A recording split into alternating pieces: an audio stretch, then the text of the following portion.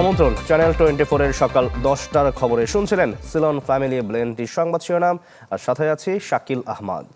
President guard রেজিমেন্টকে আরও আধুনিক প্রযুক্তি নির্ভর ও আন্তর্জাতিক মানের বাহিনী হিসেবে গড়ে তোলার আহ্বান জানিয়েছেন রাষ্ট্রপতি মোহাম্মদ শাহাবুদ্দিন। ঢাকা সেনানিবাসে প্রেসিডেন্ট গার্ড রেজিমেন্টের 51তম প্রতিষ্ঠাবার্ষিকীর দরবারে রাষ্ট্রপতি বলেন, পরিবর্তিত বৈশ্বিক নিরাপত্তা কৌশলের সঙ্গে তাল মিলিয়ে বাহিনীকে আরও সক্ষম হতে হবে। জানান, সরকার সবার আগে বাংলাদেশ নীতিতে সশস্ত্র বাহিনীকে আধুনিক চতুর্মাত্রিক বাহিনী হিসেবে গড়ে তুলতে কাজ করছে। এর মাধ্যমে দেশের প্রতিরক্ষা সক্ষমতার পাশাপাশি পিজিআরের দক্ষতা ও কর্মক্ষমতাও আরও বাড়বে।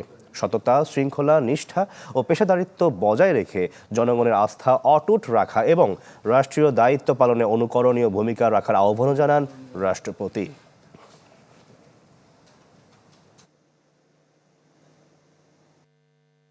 একটি পেশাদার বাহিনীর জন্য যেমন আধুনিক অস্ত্র ও প্রযুক্তি আবশ্যক, তেমনি দক্ষতা, শৃঙ্খলা, নেতৃত্বের প্রতি আনুগত্য, নৈতিকতা এবং দায়িত্ববোধও অপরিহার্য। আমি আশা করব আপনারা এই দায়িত্ববোধে অটল থাকবেন। পুলিশ প্রধানদের সম্মেলন ইউএন কপস এ অংশ নিতে যুক্তরাষ্ট্রের নিউ ইয়র্ক যাচ্ছেন স্বরাষ্ট্রমন্ত্রী সালাউদ্দিন আহমদ। 8 জুলাই জাতিসংঘের সাধারণ পরিষদ হলে ইউএন কপস সম্মেলনের উদ্বোধনী পর্বসহ বিভিন্ন প্লেনারি সেশনে অংশ নেবেন তিনি। 2 দিনব্যাপী এ সম্মেলনে 5 সদস্যের বাংলাদেশ প্রতিনিধি দলের নেতৃত্ব দিচ্ছেন স্বরাষ্ট্রমন্ত্রী। সম্মেলনের সাইডলাইন ইভেন্ট হিসেবে আয়োজিত উচ্চ পর্যায়ের নৈশভোজেও অংশ নেবেন স্বরাষ্ট্রমন্ত্রী। এছাড়া বিভিন্ন দেশের স্বরাষ্ট্রমন্ত্রীদের সঙ্গে গুরুত্বপূর্ণ দ্বিপাক্ষিক বৈঠকে অংশগ্রহণ করবেন তিনি। সম্মেলন শেষে 12 জুলাই তার ঢাকায় ফেরার কথা রয়েছে। জাহাঙ্গীরনগর বিশ্ববিদ্যালয়ের র্যাগিংয়ের অভিযোগে ইতিহাস বিভাগের 12 শিক্ষার্থীকে সাময়িক বহিষ্কার করেছে বিশ্ববিদ্যালয় প্রশাসন। বিশ্ববিদ্যালয়ের অফিস ও আদেশে বলা হয়, 3 জুলাই রাতে ইতিহাস বিভাগের 54 ব্যাচের কয়েকজন শিক্ষার্থী একই বিভাগের 55 ব্যাচের শিক্ষার্থীদের গালিগালাজ, কান ধরানো ও নানাভাবে হয়রানি করে। এই অভিযোগে 12 শিক্ষার্থীকে সাময়িক বহিষ্কারের সিদ্ধান্ত নেওয়া হয়। এই বিষয়ে পরবর্তী কার্যক্রম চলমান বলে জানায় বিশ্ববিদ্যালয় প্রশাসন। 16 বছরের দীর্ঘ শিক্ষাজীবন শেষ করেও সম্মানজনক চাকরি পাওয়া যেন সোনার হরিণ। বেকারত্বের অভিশাপ থেকে মুক্তি পেতে সামান্য বেতনের চাকরিতেও আগ্রহের শেষ নেই উচ্চশিক্ষিতদের। বিশ্ব শিক্ষা পরিসংখ্যানের তথ্য বলছে, দক্ষিণ এশিয়ার প্রাথমিক শিক্ষকদের মধ্যে বেতনে সবচেয়ে পিছিয়ে বাংলাদেশ। সামাজিক যোগাযোগ মাধ্যম স্ক্রল করতে করতে চোখে পড়ে ঢাকার একটি ইংরেজি মাধ্যম স্কুলের শিক্ষক নিয়োগ বিজ্ঞপ্তি, যেখানে একজন শিক্ষকের জন্য বেতন ধরা হয়েছে মাত্র 10,000 টাকা। বর্তমান বাজারে 10,000 টাকায় কিভাবে একজন স্নাতক পাস শিক্ষক নিয়োগ দেওয়া সম্ভব, সে প্রশ্নের উত্তর জানতে আমাদের যাত্রা সেই স্কুলটিতে। কথা হয় প্রতিষ্ঠান প্রধানের সঙ্গে। 3.5 ঘন্টা সময়ের জন্য আমরা স্টার্টিং স্যালারি হিসেবে মিনিমাম 10,000 টাকা। আমি মনে করি যে এর বাইরে আমাদের সাধ্যে নাই। প্রাথমিকভাবে যদি এখানে একটা দাঁড়ানোর প্ল্যাটফর্ম পায়, পরবর্তীতে তারা নিজেদের ঠিকানা নিজেরাই গড়ে তুলতে পারে। এই বেতনে চাকরি পেতেও যেন আগ্রহের শেষ নেই। একটি পদের বিপরীতে আবেদন করেছেন দেশের বিভিন্ন বিশ্ববিদ্যালয় থেকে পাশ করা শতাধিক প্রার্থী। চাকরির সংকট এবং বেকারত্বের চাপ থেকে মুক্তি পেতেই এত কম বেতনে যোগ দিতে রাজি হয়েছে বলে জানান নিয়োগপ্রাপ্ত শিক্ষক। অনেক স্কুলই সার্কুলার দেখেছি, কিন্তু তারা 2-3 ইয়ার্সের এক্সপিরিয়েন্স চায়। ফ্রেশারদের জন্য কোনো অপরচুনিটি থাকে না। বর্তমান বাস্তবতা এটা খুবই একটা লিমিটেড স্যালারি, এটা আসলে আমাদের বাস্তবতার সাথে যায় না। প্রাথমিক শিক্ষকদের গড় বেতনের দিক থেকে দক্ষিণ এশিয়ায় বাংলাদেশের অবস্থান তলানিতে। ইউনেস্কো প্রকাশিত এক রিপোর্টে উঠে এসেছে এমন তথ্য।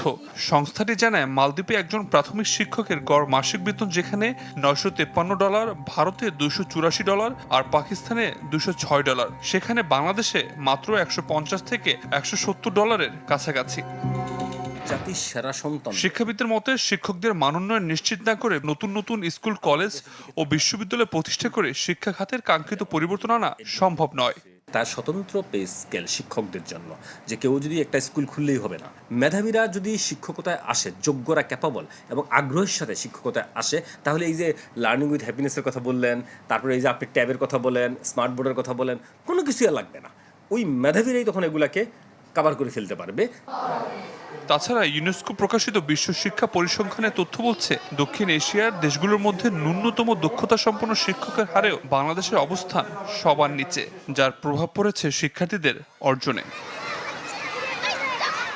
একটি শ্রেণীকক্ষে ভবিষ্যৎ গড়ার দায়িত্ব যাদের কাঁধে, তাদের ভবিষ্যতে যদি অনিশ্চিত থাকে, তবে একটি মানসম্মত শিক্ষার ভিত্তি কিভাবে শক্তিশালী হবে, এ নিয়ে যেন শঙ্কা প্রকাশ করেছেন শিক্ষাবিদরা। আবির হোসেন, চ্যানেল 24, ঢাকা। একদিকে তীব্র লোডশেডিং, অন্যদিকে অসহনীয় গরম, সব মিলিয়ে দুর্বিষহ হয়ে উঠেছে চাঁদপুর ও ঝালকাঠির জনজীবন। ঘন্টার পর ঘন্টা বিদ্যুৎ না থাকায় ব্যাহত হচ্ছে ব্যবসা বাণিজ্য ও কৃষিকাজ। এমন অবস্থায় ওজো পাডিকো এবং পল্লী বিদ্যুৎ কর্তৃপক্ষের ওপর ক্ষোভে ফুঁসছেন গ্রাহকরা। এবারের এইচএসসি পরীক্ষার্থী ঝালকাঠির নলছিটি উপজেলা শহরের সায়মা। বিদ্যুৎ না থাকায় মোমবাতির আলোতে চলছে প্রস্তুতি। দিনে 7 থেকে 8 ঘন্টা বিদ্যুৎ না থাকায় বিকল্প হিসেবে মোমবাতি কিংবা চার্জার লাইটই ভরসা সায়মার মতো অনেকের। আর এখানে ইলেকট্রিসিটি অনেক সমস্যা করছে, যার জন্য আমি পড়তে পারছি না। এখানে অনেক গরমের অনেক সমস্যা হচ্ছে। সন্ধ্যার পর বিদ্যুৎ চলে গেলে অলিগলিগুলো পরিণত হয় ভুতুড়ে নগরীতে। গ্রামাঞ্চলের অবস্থা আরও করুণ। এর ওপর এখন নতুন বিড়ম্বনা বিদ্যুতের ভুতুড়ে বিল। দৈনিক 2 ফিট 3 ফিট কারেন্ট যায়, 1 ঘন্টা 1.5 ঘন্টা রাহে, তাতে আমাদের খুবই কষ্ট হয়। রাত্র 3-4 ঘন্টা লাগে, যে দিনে তো থাকেই না, তাহলে মিল না চললে তো ধরেন হলো আমাকে ইনকাম নাই। জেলার বিদ্যুৎ অফিস জানিয়েছে, চাহিদার বিপরীতে ঘাটতি বেশি থাকায় লোডশেডিং এর মাত্রা কিছুটা বেড়েছে। ঘাটতিটুকু রোটেশন অনুযায়ী আমাদের যে ফিডার আছে, এক এক ফিডার এক এক সময় আমাদের শিডিউল করা আছে, সেই শিডিউল অনুযায়ী এইটা লোডশেডটাকে ম্যানেজ করে গ্রাহক পর্যায়ে বিদ্যুৎ দেওয়ার চেষ্টা করতেছে। একই অভিযোগ চাঁদপুরবাসীদের।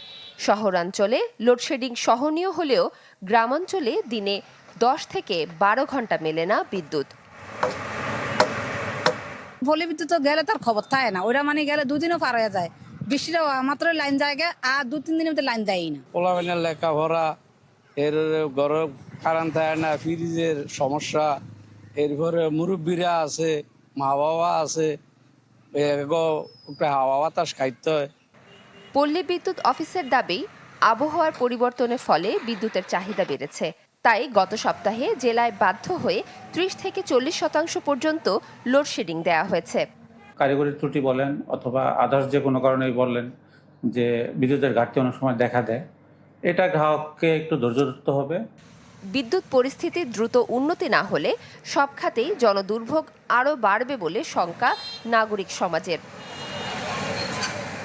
মাফতুহা মিলি, চ্যানেল 24।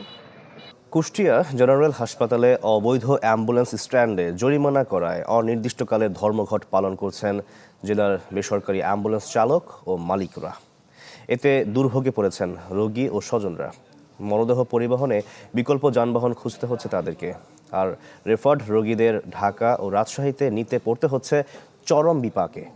দ্রুত এই সংকট সমাধানে প্রশাসনের হস্তক্ষেপ চান ভুক্তভোগীরা। শনিবার কুষ্টিয়া জেনারেল হাসপাতাল চত্বরে অবৈধ অ্যাম্বুলেন্স পার্কিংয়ের অভিযোগে 10 চালক ও মালিককে জরিমানা করেন ভ্রাম্যমাণ আদালত।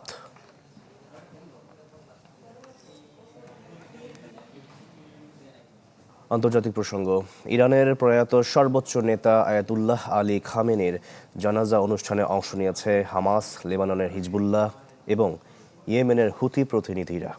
হিজবুল্লাহর প্রতিনিধি দলে নেতৃত্ব দেন সংগঠনের জ্যেষ্ঠ নেতা মোহাম্মদ ফনেইশ, আর হামাসের প্রতিনিধি দলে নেতৃত্ব দেন রাজনৈতিক ব্যুরো প্রধান মোহাম্মদ দারবিশ। সাথে ছিলেন হামাসের আরেক নেতা বাসেম নাইম।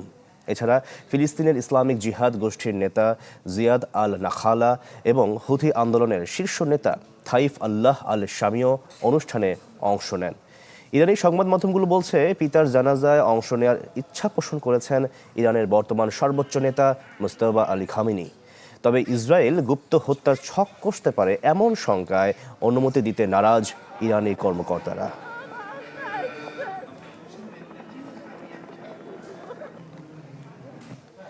আর এই ছিল সকাল 10টার খবরে। বিশ্বের যে কোনো প্রান্ত থেকে সবশেষ খবর জানতে ভিজিট করুন আমাদের ফেসবুক পেজ, ইউটিউব চ্যানেল ও ওয়েবসাইটে। আর সঙ্গে থাকার জন্য অনেক ধন্যবাদ সবাইকে।